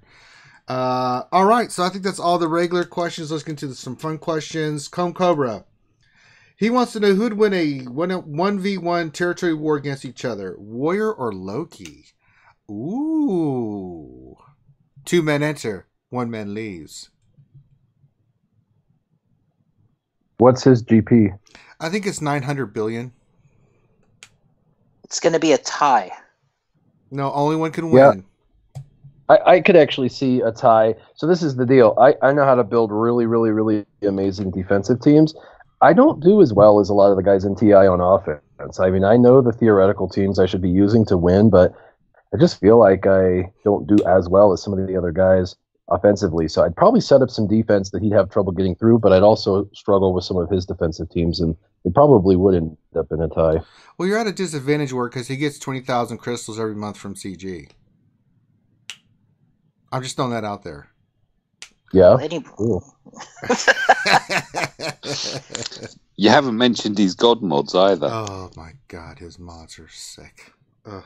Yeah, I don't have God mods, so maybe I'll lose. Oh no. Everybody thinks that. They're like, oh, Warrior's Team Instinct, he's got God mods. And then and every time I do a video from like my arena where I'm like beating people, they're like, oh, that's because your characters are so much faster. I'm like, actually, the mods on the not really. team I went against had 20 plus speed on me. So, you know, the fact that I won was actually an act of God. So chill out. I need to focus more on mods. It's just, I do farm mods, but it's just, I don't seem like I ever get anything. So it's like, I know. You know, I do it because you have to. You can't just be like defeatist, you know, oh, I never get nothing. Screw it. I'm never doing that again. Man, you can't do that. But, you know, quit the game if that's the case. But, you know, I still have not gotten a speed secondary over 10 in over a month. Not one. So, and I'm doing that every day. I'm mod farming. That's it. I'm not Cantina farming for characters. I'm strictly just mod farming, and I use 3 refreshes plus my original energy for the day. So that's 4. It's like 600 energy that I'm spending every day for a month, and I have nothing over 9 to show for it. I have like 5 over 9 right now. I just bad. bad luck right now, I guess. But I got another guy, who mod farms, and he says, I don't believe him, but he says he only spends 100 crystals a day. And the guy's every week he shows us another new 15 to 20 speed mod. Oh, he's buying them. Get out of here. I know, but no, it's like, stop that. Don't do that. Yeah, quit jerking us around. Are you farming one particular mod set, or are you varying it? I like. I traditionally tend to stay with one family of mods until I get a speed secondary, and then I move to another set. Unless that's what I need. I mean, if I'm short on crit chance, crit damage, then I'm going to farm those until I have enough crit chance, crit damage I can do a set for a character. It doesn't make much sense to move on to another one. And for people who are going to say, "Oh, well, do this or do that," or they drop higher here or drop higher there, that's all our perceptions. Mm-hmm. No, I'm camped in crit damage. That's the only one I'm doing at the moment. I've used up all my good others, speed, offense, etc. But I'm just camped there. I need more crit damage with speed. This is how I do it. I just farm until I get a speed arrow, and then I move on to the next set. So sometimes I get them in 2 days. Sometimes it takes me 7. But once you get that speed arrow, then it's like, okay, move on to the next set. The other thing I'm doing is I'm being ruthless that anything that doesn't show speed as a secondary, so all greys, and then anything that doesn't show, so that's green to gold, gets sold. Yeah. Me too. I've been that way for almost a year now. So yeah. I even have a caveat that if it's not a 5 dot, so if it's a 4 dot with 5 speed showing and it's purple and it's going to roll 3 times, you'll have an 18 speed 4 dot mod, I still sell it because I at this point have to have them all 5 dot mods. I have, because of max GP, you got to have that maximum GP. Yeah. So they've got to be 5 dot mods, and we're soon going to get 6 dot mods probably. So I've got so many high speed 4 dots that aren't being used that I just can't bring myself to sell at the moment. Yeah, the ones I have that are like 3 and 4 dot that are like 16, 18 speed, my few good ones that actually I do have, I have on some of my lower end characters like Mob Enforcer and stuff. So. All right. Next question from King Felix for you, War. He says, "How was your last territory war? It was bad for us because we faced your guild." It was fine. I only won 2 battles. I only played 2 battles. I fought 2 battles and that was it. They were sorely outmatched, poor guys. The matchmaking is definitely rough for anyone who's in like the top 20 guilds. They're going to eventually you're going to have to face us because they're rotating us, and we varied. We for a while went down to 160 million, and we were actually in 3rd place on GP, but we're back up to the number 180 million GP slot. So it's just not fair. I mean, who's going to go against a team that's got 20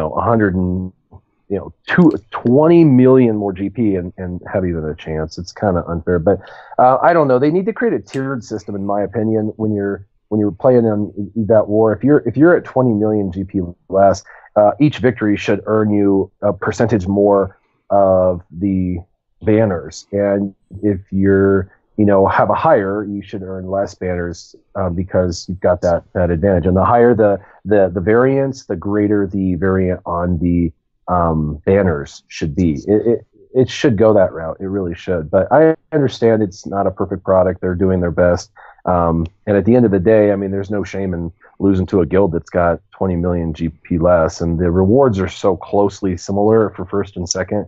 It's really more just for fun and pride anyway, because everyone walks away with basically the same reward pool. Yeah, I got a question for you. I know how Loki feels about this, but what do you think about the higher end guilds having more defensive teams now? Because that was part of the quality of life update that they put out. Yeah, I actually like it. It's going to suck for me even more on offense because I already feel like I don't have any good offensive teams because I pour everything into my defense, and then they're like, now go and attack, and I'm like, all right, Ewoks, we're doing this. Let's do this. You know what I mean? Like, I got to work them up and I've got to prep them and give them. All right, guys, here we go. We've got to do this territory war. All right, Wicked, I need you. To stretch us even further, and now we're going to, instead of 25, I think they're probably going to like 30. It means we're all going to have to do, 5 times 10's 50 more teams. So we're all going to have to put in at least one more team, probably minimum. into there, and I'm already doing 4 or 5 defense. Oh, I do 5, so 5 or 6 defensive teams now. I do, and so now that's going to be 6 or 7 defensive teams. I mean, 6 times 5 is 30. That's like your top 30 characters that have the best synergy are gone, and then it's like, so what do we use for for offense? So yeah, it's going to be really hard. It should make it more difficult, and it's going to require so much more strategy. You're going to have to know that, like, if you use Ugnaught under Mob Enforcer with Royal Guard, that you can actually beat the Sith or something silly like that, because that's what it's going to come down to, is like this really creative offensive gameplay. And like I said, I actually do use my Ewoks against Sith. I do really well against the Sith with my Ewoks. So there's that. You're just going to have to get smarter, but it's going to be tough, because I mean, we're already stretched, and we're 180 million GP. So they stretch us further. I can't imagine what the teams below at 140, 130, 120 million are going to do if they're considered the high end, which they probably will be, because they're in the top 20 or top 30 guilds in the world. All right. I don't know, but I do like the trying to fix the ties. I think that's really truly important, because there were some teams that are like, oh, we're facing Team Instinct, we're just going to screw them. It's like, come on, just fight. Who cares? Win or lose, just have fun. Try and learn. Try and see, what beats what. Don't just make it a forced tie because you hate us. Just, that's fun for, people for like 5 seconds, and then it's just boring. I will say one thing, that how they're going to stretch the defense. I'm worried about ships, because if they increase our ships more, I mean, those 2 territories, if they go to 30 fleets on each one, those 2 will be probably the hardest ones to take down now, because we only have 32 ships. That's it. So it'll be impossible to clear ships. It'll actually be physically possible, which I think they want, because then it will make sure that no one's clearing the board, and it will be who clears more of the board. Yeah, that's the goal. That's the one I'm going to be dreading, is the ship one. If they do 30 and 30, I have a feeling they're just going to do the back walls. So I'm hoping they just do the back 3, so the back ships, the middle, and the bottom, and those are the ones that get the 30 boost, and not 30 across the map. But who knows? All right. Young Gun had a question. Young Gun 8834 says, question: I run 6-star Chimera with TIE Fighter Pilot, First Order TIE Pilot, Vader Biggs, and Reaper with Umbarian, Silencer, and Boba as backup. Should I alter the lineup? I don't have Scimitar. Thanks everybody in advance.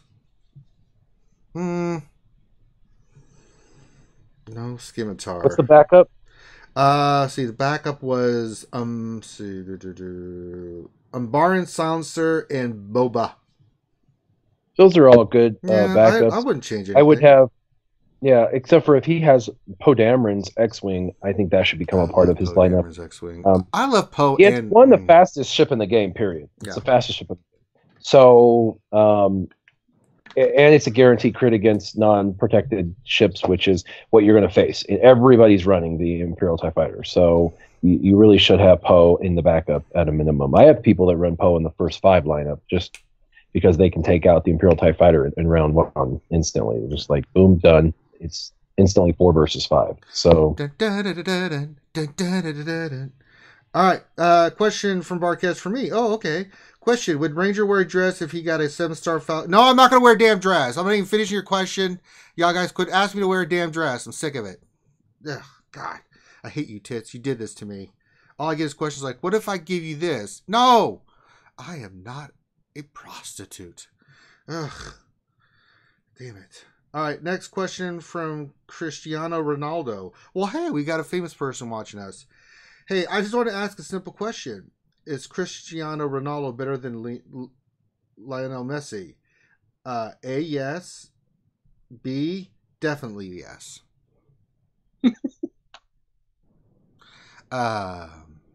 C. There was no C. I just have a soccer. Yeah, I'm going with C. Lionel Messi. The whole question is flawed. I know. I like Loki. I'd have to say yes. Lionel Messi, I think, is the best. He's in the chat, though. Yeah. It's true. Loki's response was better, though. Loki, do you want to say what you wrote in chat? I just said he couldn't run away from tax evasion, so. Messi's not very good at that, unfortunately. Oh my God. All right, that's all the questions for today, guys. So this is where we allow everybody to pimp their channel. I want to give a big round of applause to everybody here. Thank you so much. You guys need to support these guys. They come in on a Saturday to answer your questions. All they ask in return is you support their channel. And how can you support their channel? Well, we're going to allow them to pimp their stuff. And we're going to start with the new kid on the block, Sparrow. Where can folks check you out? What do you guys got going on? Pimp your stuff, my friend. Yeah, so I run a podcast with my guildmate Stan called Cantina Vizla. So we do a podcast about, we try to do it every week. We go over what's coming into the game. We spend more time on how it's actually impacting the way we're farming and the way we're building teams and what we're actually doing in the game, so people can go through and judge how actually this new content is affecting the actual in-game rather than just going over, hey, this is what's coming into the game. So we have a good time. It is pretty much, I think I have it on pretty much every podcast. So iTunes, Stitcher, SoundCloud, Podbean. If it's not on somewhere, get a hold of me. I'll be more than happy to figure out a way to get it up there for you. All right. Very nice. Turbo's not here, so if you want to check out Turbo, he's got a YouTube channel. You can check it out. Let's see here. Remon's not here as well. So Remon is they stream once a week. They do videos. Remon has his own channel. You can check it out. Remon Azab. They also have their weekly stream, him and good old Marie. So make sure you guys check that out. Darth Bella, pimp your stuff. What's going on with you, my apprentice? Pimp your stuff. Yes. I have a channel. It's in the description. Yes.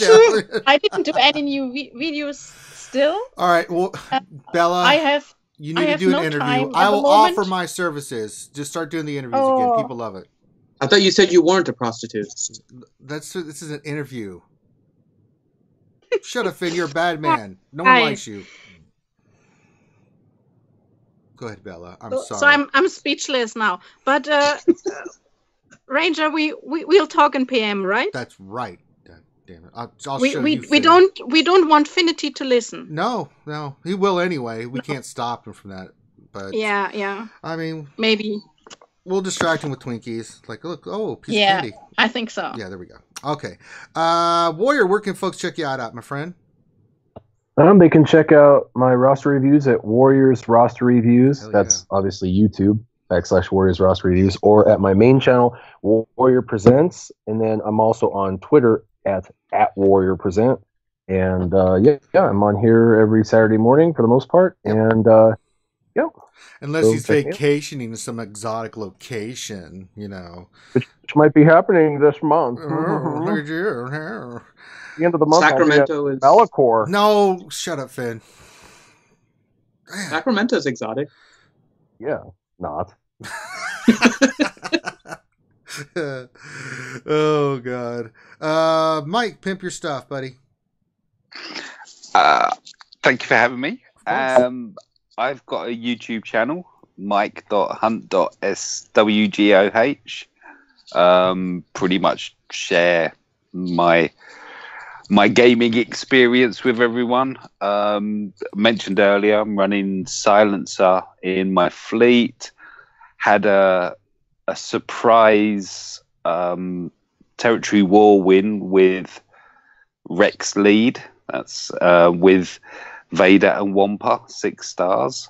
That was pretty awesome. Playing around a lot with Death Panda, otherwise known as First Order Executioner, and my First Order squad. Yeah, pop on by, say hi. Oh, and I'm starting up a new series, which is just Silencer hits, and I captured an awesome one earlier today. So yeah, they're 20-second vids, just literally just a hit. Thank you. All right. Now, Sir Loki, you were part of the RSG crew, but you do have your own channel and you build lightsabers and other stuff. Tell the folks about it. I do have my own YouTube channel. I've been neglecting it due to work and some of the RSG stuff too. So it's taken a a priority over it. But I am working on some sabers in the background.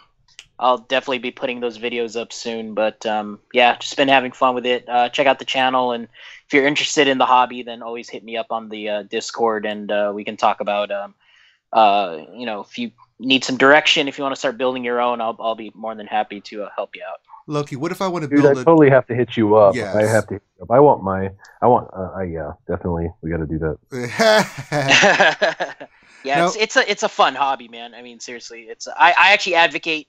People hit me up. They're like, "Hey, how much do you charge for the whole thing?" And I'm just like, for me right now, I have a build list, or I have a backlog. Like I'm booked up for probably this whole year. So, but anybody that wants to, like, I'll point you in the right direction where the parts are, and wiring diagrams, and resistor calculations, whatever you want, to get the lights working and all that stuff. So I'm more than happy to help anybody out with that. Now, Loki, franchise. Oh, we do. Nah, we need to get some help. Me and Finn will be your helpers. We'll just build lightsabers all the time. Turn the orders away. Yeah, Finn will be in charge of distribution, and I'll just be your happy helper. I thought you said you weren't a prostitute. All right, everybody. Nobody likes you, Finn. Just shut up. You know what? You made me angry, Finn. Why don't you pimp our stuff? I'm going away. Well, we have Ramon also. I already pimped his stuff. See, you're not even paying attention. Now. But he's here now. Oh, he is? Oh, Ramon, pimp your stuff, buddy. I'll just say I appreciate you pimping my stuff. Well, I didn't know if you were on, but yeah, you pimp it better than I can, so please do. No, just check out the Alliance live show tonight. We're going to be going over all the Sith stuff, and you can check out my channel at Ramon Azab, and I'm on Twitter at Ramon Azab, and we'll be. Me and Warrior will be, going into Cali in about a week and a half or so. So we'll have some cool stuff to, cover for you guys. So hopefully we'll get together while we're there and put together a group video with each other. That'd be really awesome. So, but I appreciate you guys having me on. Always, buddy. Always. All right, Finn. All right. So this is the Reality Skewed Gamers YouTube channel. And I will be grading you, Finn. Okay. You can just give me the F now. All right. So this is the Reality Skewed Gamers YouTube channel. Thanks for everyone for coming out this morning. This is our pretty regular Saturday morning stream at 10 a.m. Eastern time, where we have a whole group of people like you've been listening to that will be answering questions for you guys. So thank you for everyone coming out and giving questions. In addition, we do a Wednesday night stream at 10 p.m. or 8 p.m. Eastern time, where we go over the news and notes of the week. And then we also have a Saturday night at 10 p.m. This week is going to be for Miss Tits McVenum's birthday, so we are doing a birthday bash later tonight at 10 p.m. Eastern time. We've also started a new series during the week. So for those of you that are looking for some entertainment during your lunch hour, we now have the RSG lunch hour that we do Monday through Friday at noon Eastern time for 1 hour. So during your lunchtime, if you're looking for some entertainment, hop on the YouTube, or you can listen to us afterwards if you're in a different time zone, and just get some fun entertainment during your lunch hour. I think that covers everything. Podcasts, all that other good stuff. Just you may do that? Okay. Just dropping the ball, Finn. All right, I'll do all that stuff too. We are now on iTunes as well. If you go to the podcast store, you'll be able to search for Reality Skewed Gamers. All of our videos go to podcast. Now, there is some issues that we've been learning about with some people being unable to download. We think it's because you have to download it while on Wi-Fi first. It is uploading properly. It's an issue with iTunes. We're working on it, but we are on iTunes for those of you that are able to get it as well. And we have some new fun videos that are on our website, so make sure you subscribe, hit the notifications so you get notice of all of that stuff. One of the videos that will be going up later today is about the new RSG hoodie, which is available at zazzle.com/realityskewedgamers. See, that's so hard. A little. Okay. All right. Thank everybody for being in the chat. We had a blast as always. Thanks to all the great people that come and support us. Make sure you support these guys. Give them the thumbs up. Give them the subscribe button so you get the latest content from all these great people that come here and do this for you guys. Of course, support our channel as well. And with that, everybody enjoy the weekend. Enjoy the Olympics. And if you're going to be on for tonight, we will be starting at 10 p.m. Eastern. That being said, everyone take care. And we will check you out when we check you out. Peace.